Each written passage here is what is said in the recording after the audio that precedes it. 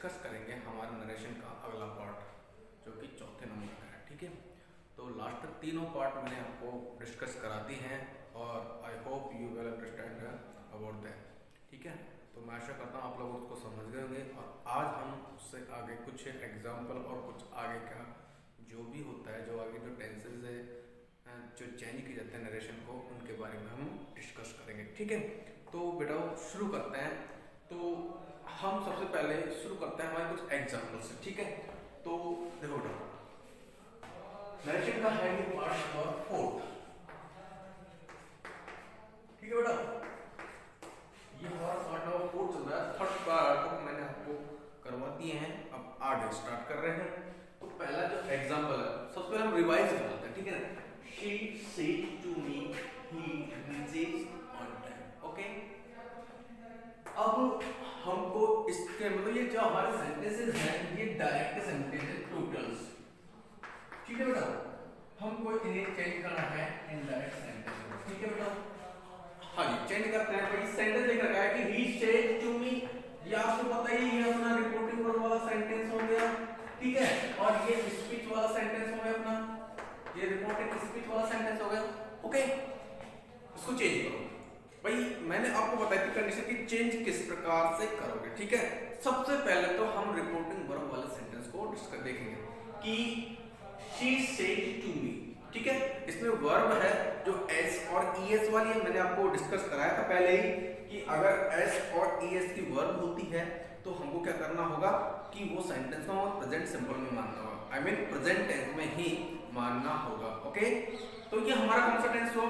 Present tense. ठीक है, आगे सेंटेंस हमारा ही रीचेज ऑन टाइम। ठीक है, ये भी प्रेजेंट है। देखो बेटा ऐसा होगा कि यदि आपका रिपोर्टिंग वर्ब का सेंटेंस यदि प्रेजेंट टेंस का है, ठीक है, तो आगे का जो सेंटेंस होगा स्पीच का वो प्रेजेंट का भी हो सकता है और फ्यूचर का भी हो सकता है। ओके, हाँ जी, तो चेंज करो इसको। भाई she said to, भाई ये सेंटेंस सब्जेक्ट से शुरू हो रहा है तो said to को हम किसे बदल देंगे बेटा? टेल से बदल देंगे। ओके, टेल्स हो गया हमारा, मी का मी आ गया।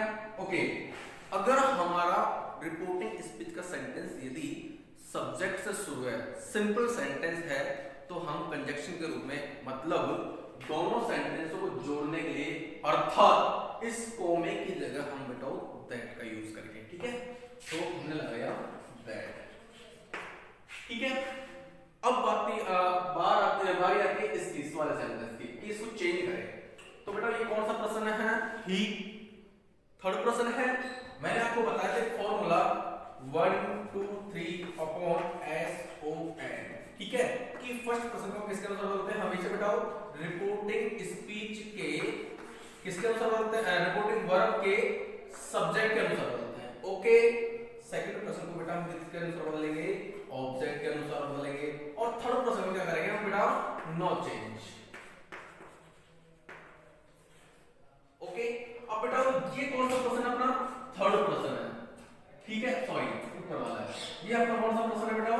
थर्ड पर्सन है। ठीक है, और थर्ड पर्सन का हमेशा क्या करते हैं अपना? नो चेंज करते हैं।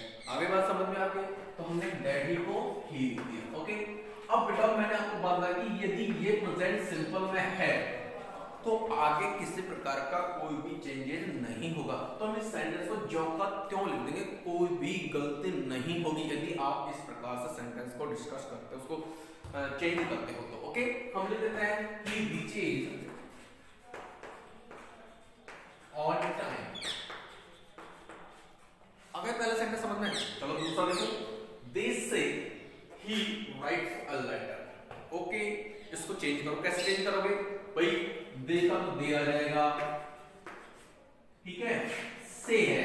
मैंने आपको एक रूल बताया था कि यदि रिपोर्टिंग वर्ब में यदि कोई ऑब्जेक्ट है तो से टू या सेड टू को हम टेल या टेल्स में बदल देंगे।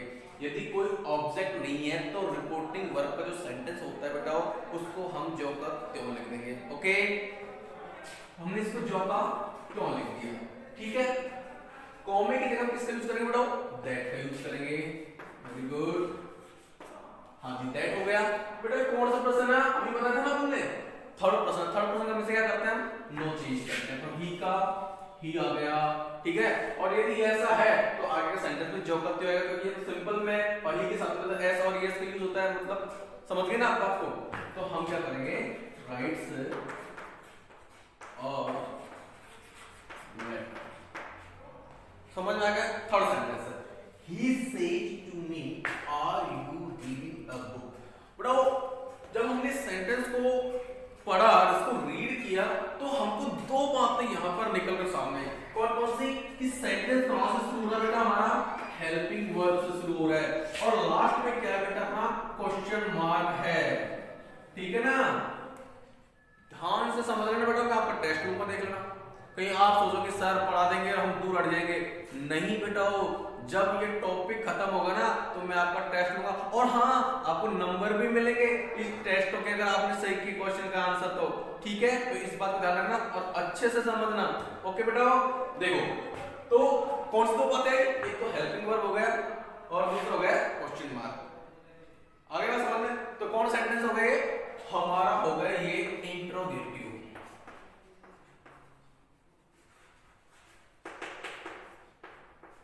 ओके बेटा, इंट्रोगेटिव सेंटेंस हो गया। अच्छा देखो, इंट्रोगेटिव सेंटेंस जो सेंटेंस होते हैं वो दो प्रकार के होते हैं, एक तो बेटा WH वर्ड से शुरू होता है और दूसरा हमारा कौन सा होता है, हेल्पिंग वर्ब से शुरू। तो बेटा कौन सा टाइप वाला सेंटेंस है हमारा, हेल्पिंग वर्ब से शुरू होने वाले सेंटेंस में आता है ये। ओके, क्योंकि ये हमारी क्या है, हेल्पिंग वर्ब। ओके, तो हम इसको चेंज करेंगे। ठीक है, और एक बात और चेंज करने से पहले, कि यदि हमारा रिपोर्टिंग स्पीच यदि हेल्पिंग वर्ब से शुरू होता है तो सेड टू और सेज टू को हम किसमें बदल देते हैं बेटा, इसको किस में बदलेंगे, आस्क या आस्क में बदल देते हैं। तो हमने इसको बदल दिया किसमें, ASKS। ओके, समझ में आ गई बात, यही तो करना होगा हमको, और कोई और करना है नहीं करना। ठीक है, सब्जेक्ट हमने ही को ही लिख दिया, ही आस्क्ड, ऑब्जेक्ट लगा दिया बेटा हमने। ओके, हाँ सबसे मेन बात, कि यदि हेल्पिंग वर्ब से सेंटेंस शुरू होता है अपना, ओके, तो हम यहां पर अर्थात कॉमे की जगह किसका यूज करेंगे। ठीक है, आपको पता है ना, मैंने कल बताया था इफ या वेदर। ठीक है, तो उसमें से आप किसी का भी यहां पर यूज कर दीजिए, तो हमारा क्या हो जाएगा बताओ, इफ हो जाएगा। ओके, हाँ जी, उसके बाद में हम सब्जेक्ट का यूज करेंगे, मैंने कल बताया था आपको, यू। बराबर, कौन सा पर्सन है ये, सेकंड पर्सन है, और सेकंड पर्सन को किसके अनुसार बोलते हैं, रिपोर्टिंग वर्ब के ऑब्जेक्ट के अनुसार। अब ये सब्जेक्ट है सेकंड पर्सन का, तो ये ऑब्जेक्ट है अपना। ठीक है बेटा, ये ऑब्जेक्ट है, तो इसका ऑब्जेक्ट क्या होगा बेटा, मी का ऑब्जेक्ट हो जाएगा आपका आई। ओके बेटा, अगर हेल्पिंग वर्ब आर लग रहा है तो आई के अकॉर्डिंग कौन सी हेल्पिंग वर्ब आएगी, अपनी एम आएगी। ओके, आई एम, किसी प्रकार का कोई भी चेंजेस नहीं होगा, सेंटेंस को हम जो का त्यों लिखेंगे, आई एम रीडिंग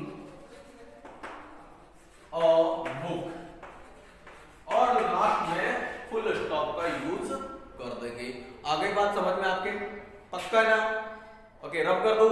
देखो, कुछ सेंटेंस यूनिवर्सल ट्रूथ होते हैं, और यूनिवर्सल ट्रूथ सेंटेंसों के लिए हम उनको डायरेक्ट में, इनडायरेक्ट में, डायरेक्ट से इनडायरेक्ट में किस प्रकार से चेंज करते हैं वो भी समझते हैं सबके साथ। ठीक है, तो शुरू करते हैं हमारे universal truth sentence.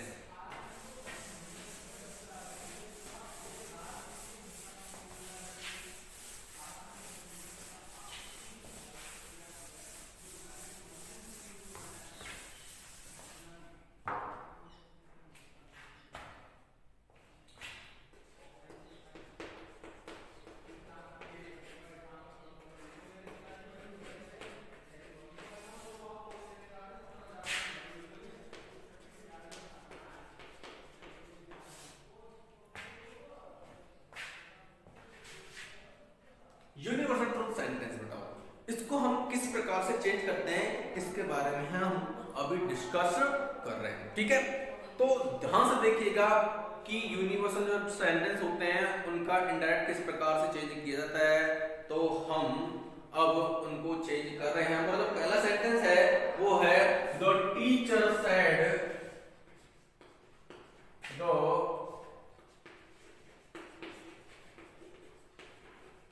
Teacher said earth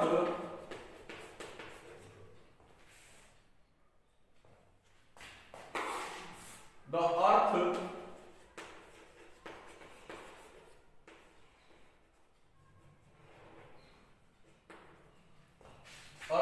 is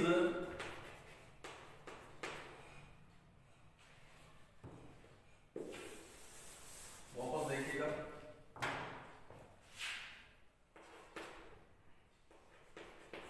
earth moves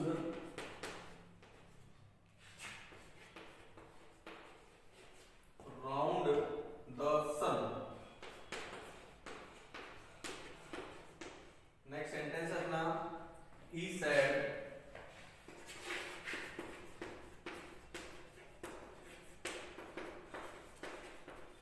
the sun rises in the east।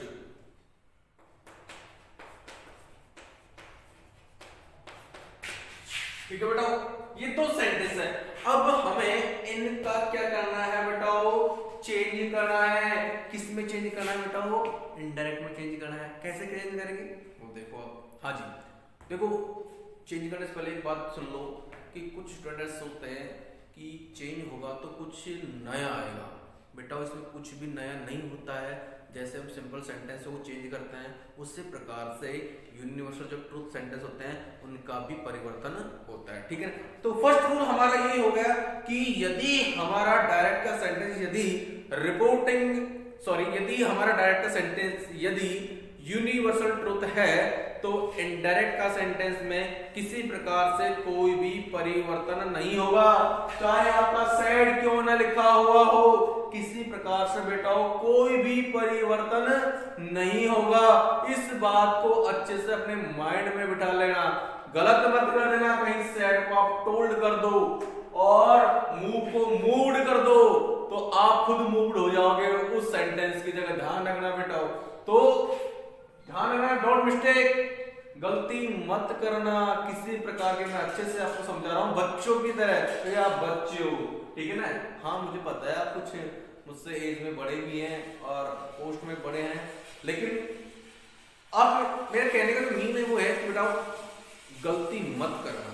ये मेरा आपसे रिक्वेस्ट है कि आप लोगों को बार बार समझा जाता है कि ऐसे करो ऐसे करो ऐसे करो, लेकिन फिर भी आप गलती करते हैं।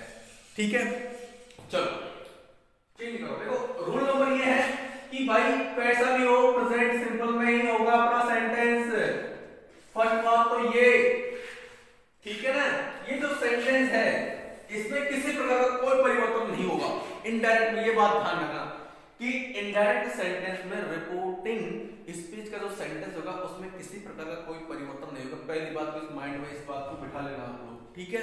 चलो चेंज। द टीचर सेड, मैंने कहा कोई ऑब्जेक्ट नहीं है तो हम सेंटेंस को जो का त्यों लिख देंगे। ओके, द टीचर सेड, ठीक है। हाँ मैंने कहा कॉमे को हटा देंगे, इन्वर्टेड कॉमे को हटा देंगे और इसकी जगह हम दैट का यूज करते हैं। आगे बात समझ में, मैंने कहा सेंटेंस को जो का त्यों लिखना है। The earth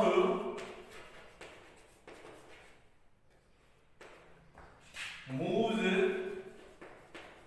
round the sun। बेटा आगे बात समझ में पता है ना आप कैसे किया, ठीक है। सेकंड सेंटेंस देखो अगर नहीं आया तो देखो he said, ये अपना रिपोर्टिंग वर्ब हो गया। चाहे ये रिपोर्टिंग वर्ब हमारा पास्ट टेंस का ही क्यों ना हो, इनडायरेक्ट जो सेंटेंस होगा ना बेटा वो प्रेजेंट का ही होगा। कौन सा, ये वाला। ऐसे मत कर देना राइट वगैरह कर दिया, कहीं तुमने सेकंड फॉर्म लगा दिया सेंटेंस और कर दिया बराबर, नहीं, गलती मत करना। वापस बोल रहा हूं मैं बार बार आप लोगों को इस बारे में समझा रहा हूं, ठीक है। देखो चेंज करो। पहली बात तो ये भाई कुछ लोगों के माइंड में अभी भी ये बात आ रही है कि यूनिवर्सल ट्रुथ कौन से होते हैं। देखो ये सेंटेंस होते हैं यूनिवर्सल, हैबिचुअल, ठीक है ना, और साइंटिफिक है।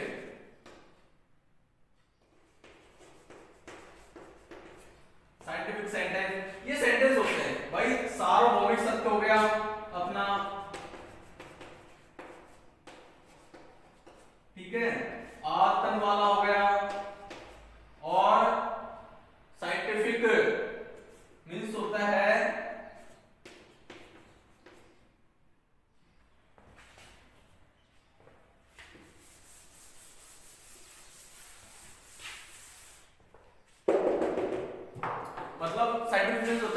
सैद्धांतिक वैज्ञानिक तथ्य वैज्ञानिकों के द्वारा है, यही होता है, मतलब बिल्कुल करेक्ट। यूनिवर्सल ट्रुथ सार्वभौमिक सत्य, ठीक है, सार्वभौमिक सत्य जो बिल्कुल करेक्ट हो, जिसमें किसी प्रकार का कोई भी डाउट न हो, हैबिचुअल आदतन वाले सेंटेंस, और हमारा जो साइंटिफिक फैक्ट है उसमें भी हम इसी प्रकार से परिवर्तन करते हैं, ठीक है। चेंज करो। अब देखो भाई, अर्थ मूव्स, ये पृथ्वी हो गई, ये राउंड द सन। आपको पता है जो पृथ्वी होती है वो सूर्य के चारों ओर चक्कर लगाती है, सही बात है, यूनिवर्सल ट्रुथ सेंटेंस हुआ। उसी प्रकार से the sun rise in the east, पूर्व से सूर्य उगता है, पश्चिम से उगता हुआ देखा है कभी? नहीं, ऐसा कभी भी नहीं होता है। तो इसी प्रकार से हमारा कौन सेंटेंस हुआ, ये भी यूनिवर्सल ट्रुथ हुआ। चेंज करो। He said,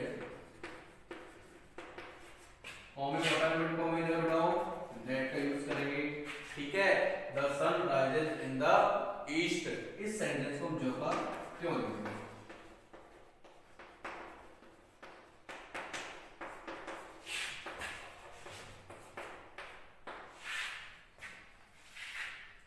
ठीक है, आगे बात समझ में। एक सेंटेंस और देखो, he said honesty is the best policy, ठीक है बेटा। ये भी एक यूनिवर्सल का सेंटेंस है, honesty is the best policy, ठीक है ना बेटा। इसको चेंज कैसे करेंगे, आप चेंज करके देखो। ओके, मैं 30 सेकंड का समय देता हूं, ज्यादा 10 सेकंड। चेंज हो गया? हाँ, वेरी गुड, बताओ बेटा, मिलाओ, चेक करो। He said that honesty